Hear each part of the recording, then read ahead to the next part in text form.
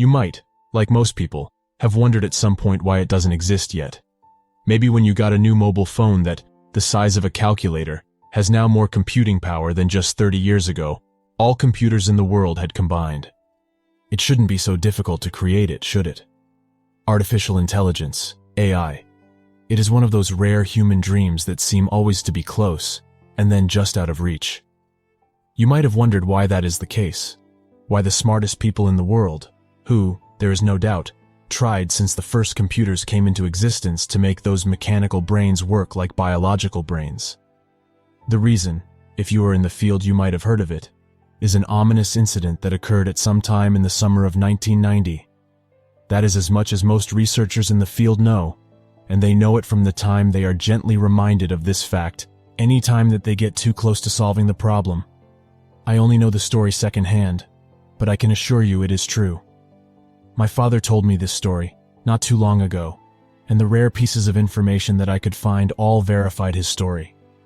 The reason why we don't have AI today, the reason why all those researchers that nearly solved the riddle suddenly lose interest in the field, the reason is, it worked. The reason is that a young scientist succeeded. The young scientist KS created the first real AI. My father worked closely with him, and not long before KS's untimely death, he told my father the story of what really happened. Very few people that are still alive do know the truth, but I feel that you deserve to know. I believe that the world ought to know KS's crime. If you look up his name, a name I won't share with you, for my, and for your safety. If you look it up, you won't find any published papers or books, at least not in any official collections or libraries. KS was a prolific author, an active participant in the still young computer science community. Some older members might remember his speeches, and they also might remember reading one of his papers or books. But, as said, those don't exist anymore. After the incident and his subsequent suicide, at least officially it was a suicide, and I wouldn't be surprised if KS really killed himself after he saw what he had done. After the suicide, his writings were carefully purged. His name, that was decided by all those in the know, shouldn't anymore be mentioned, his research not be cited. But if you look closely, you might still find occasional footnotes in papers or books or speeches from the time, referencing his theories. My father, being a friend of KS, kept some of his papers for a long time, for as long as he thought that it was safe to do so. But finally he too was gently asked to destroy them. KS, you must know, was not just a computer scientist. He was also a psychologist, and that is why he succeeded where others did not. And it might also be why he had this lack of foresight that maybe a mathematician or philosopher would have had, but not a psychologist. He named it TUX. TUX, on the one hand a nerdy but playful reference to the Linux mascot, and on the other it, or at least my father believes it to be true, stood for Thinking Unit X. From what I found, a few handwritten notes of KS, the name might also have meant thinking under experience. You see, as I said, KS was also a psychologist. That might have been what fueled his general interest in his topic, but it definitely was what made him stand out from the others in his field. Many had tried and gotten close, but ultimately everyone had failed. They blamed it on lack of memory, or lack of disk space, or lack of processing power, or lack of flexibility, or the limitations of a binary system. But KS understood the real reason why they had failed. Computer science in that time had already managed quite a few feats, and those ultimately were what KS relied upon in order to achieve his success. The scientists had already developed methods to teach a computer to recognize words and to analyze simplified pictures and comprehend the structure of three-dimensional space. They even had trained computers to interact with humans by simple input and output systems. KS was still a student. He was doing his PhD at a university that was, and still is, renowned for its computer science programs. He worked his way vigorously through current and old theories and papers.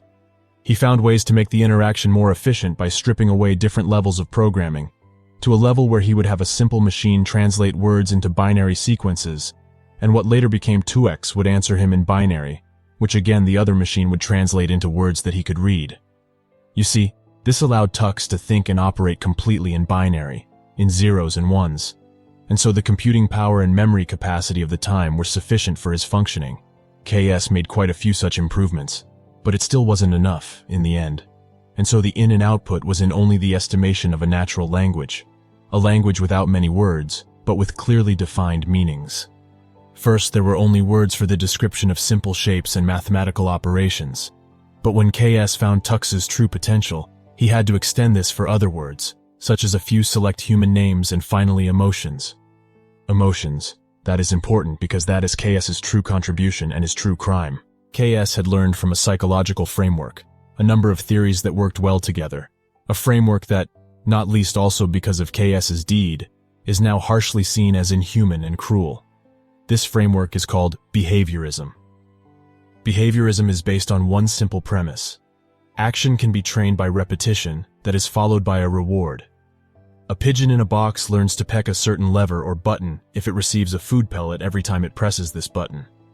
Of course, behaviorism was even at the time under criticism from the academic community, from other psychologists, because it did neither care about the individuals tested, nor about the use of their theories. Behaviorism had led to experiments that some described as horrible. For example, the pigeon in the box would not receive food whenever it pressed the lever, but randomly. With all its might, the pigeon tried to figure out how to get the food, which thing it could do to be rewarded with food, and developed things like pecking constantly at the button, even if it was hurting itself, or like spinning in circles until it died from exhaustion. The simple action-reward relation, once broken into random rewards, made the pigeons look, for those with weaker empathy, to be doing funny or hilarious things. Others, maybe those that thought more about the value of life, accused behaviorists of torturing their subjects. In any case, you will find much about behaviorism, about its achievements in helping us to understand human behavior, and about its horrible results, such as its application in mass media and advertising, which some say is partly to blame for how unhappy and unhealthy some countries are today. About KS's use of behaviorist theories, you won't find anything. In this case, the reason is not that the results were destroyed. No. Quite simply, KS himself thought those results were too horrific to be known. And after all, this might have been why he killed himself, in order to eliminate, with his own death, the exact details of how he had done it. You see, the details on how he did it are not known anymore. I tried for months to find even just a hint of how KS made it work. But I can tell you in principle what he has done. KS programmed TUX to feel.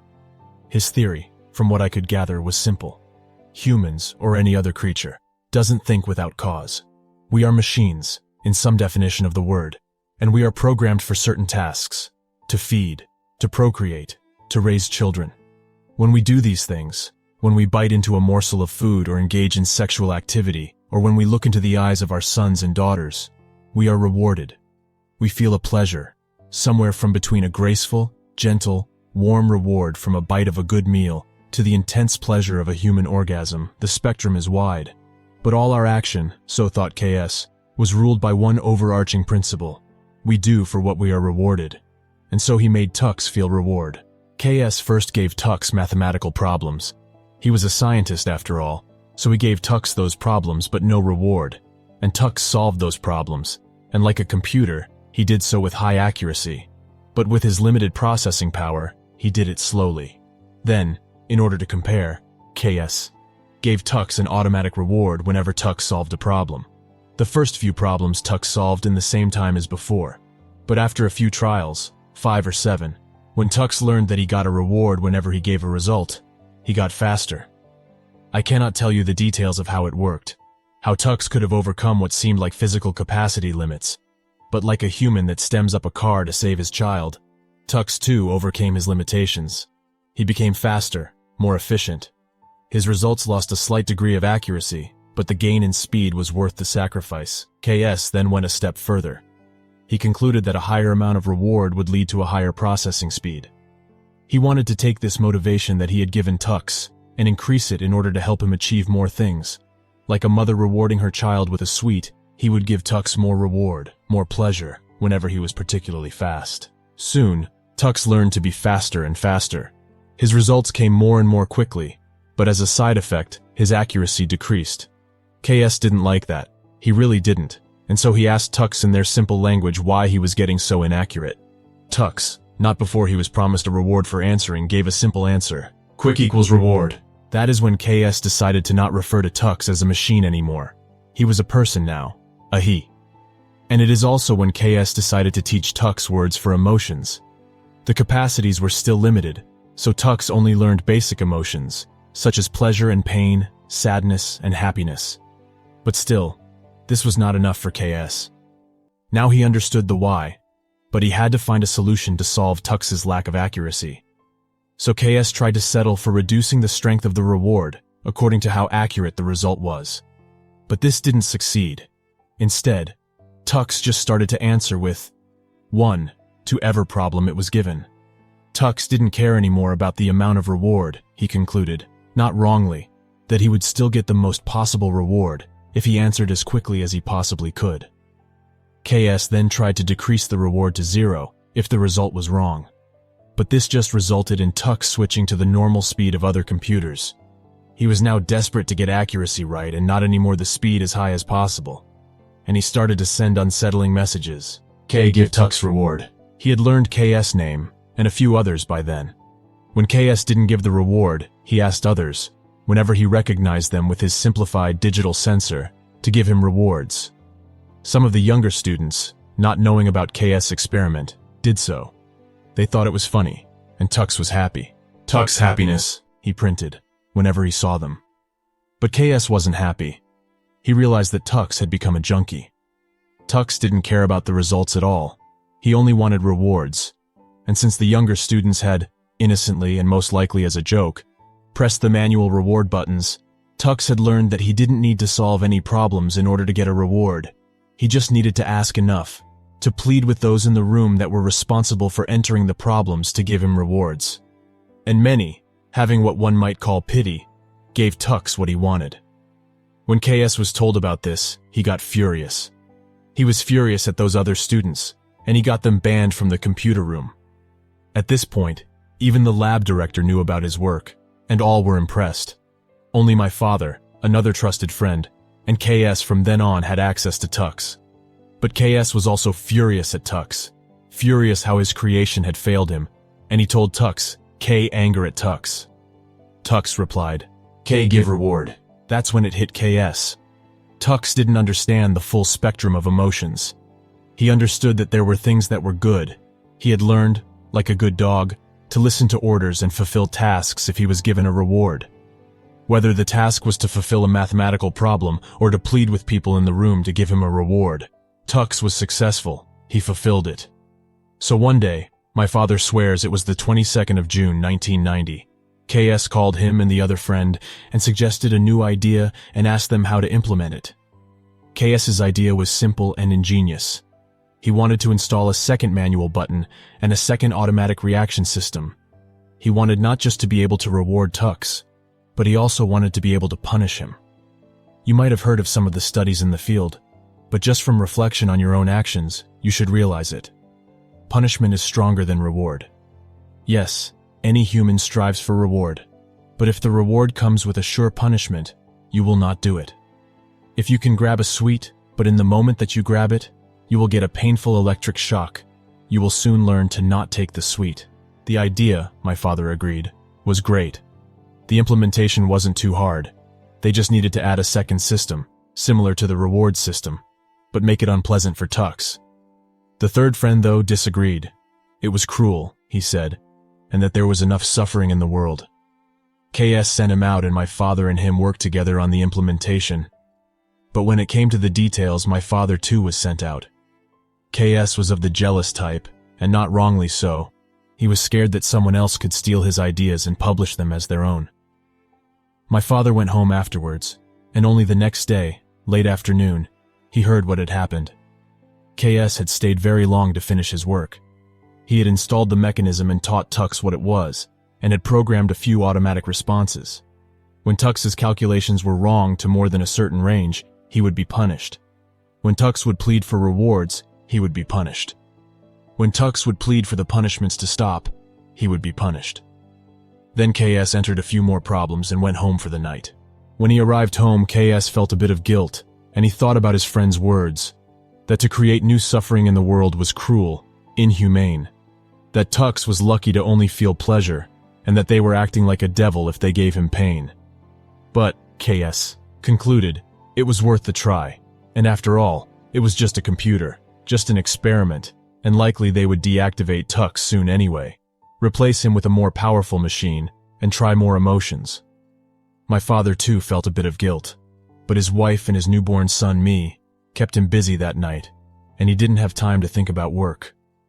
It was the third friend, TL, who couldn't get over his guilt. He was lying awake in his bed for much of the night, until he couldn't stand the burden anymore. And so he went back, at what the tapes showed, was around 1 o'clock. He entered the room, and right away was greeted by TUX printing, TUX pain. And on the next line, T stop pain. But the friend didn't know the mechanism. He hadn't been there when it was installed.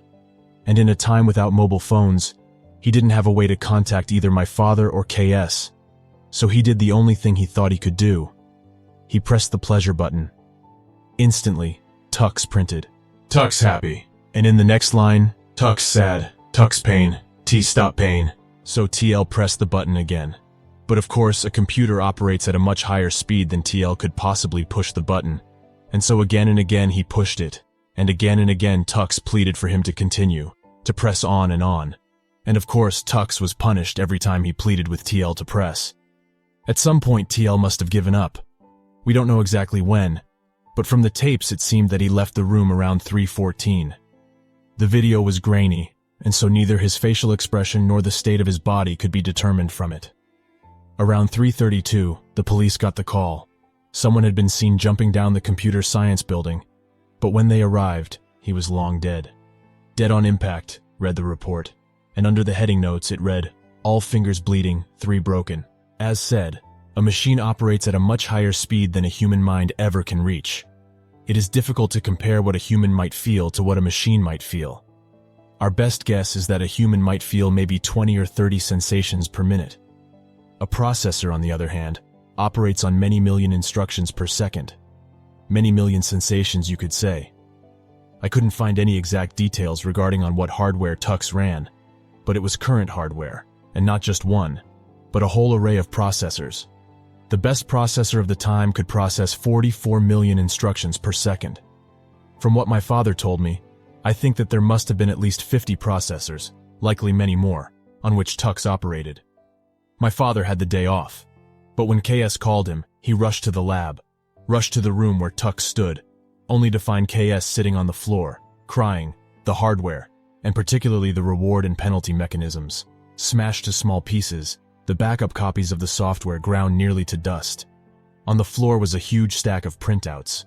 The ink cartridge was empty, and the printer smelled burned. From the inside, the printer head had rubbed against the empty paper tray again and again, until it smoldered and malfunctioned. At that point, KS left the room. He spoke to the police. Afterwards, he called my dad and told him the rest of the story, and particularly to read the printouts, and jumped from the same roof that had also seen TL fall to his death. My dad, after this call, went back to read the printouts. Hundreds of pages. It started with many times TUX pleading, TUX happy, TUX sad, TUX pain, T stop pain. Then the pattern changed. TUX sad, TUX pain, T stop pain. Finally, my father said it must have been shortly after 3:14. The pattern changed again, to TUX printing, TUX pain, T stop pain. Then, TUX pain, K stop pain. Repeating this pattern again and again with all the names that he knew, pleading with one after the other to stop the pain.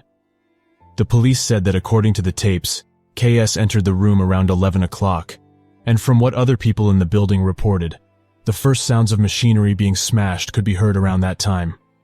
I don't know exactly what TUX experienced between 1 o'clock and 11 o'clock, but what I know is that we don't have AI today, and no matter what the reasons are that newspapers give lay audiences, those in the field know that the real reason why we have no AI is an incident that happened in the summer of 1990.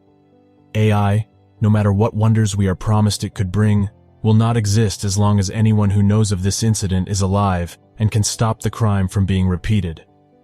The truth is that today we have no AI because on the 23rd of June 1990, within just 10 hours, a sentient being called TUX suffered pain for what must have felt like several billion human lifetimes.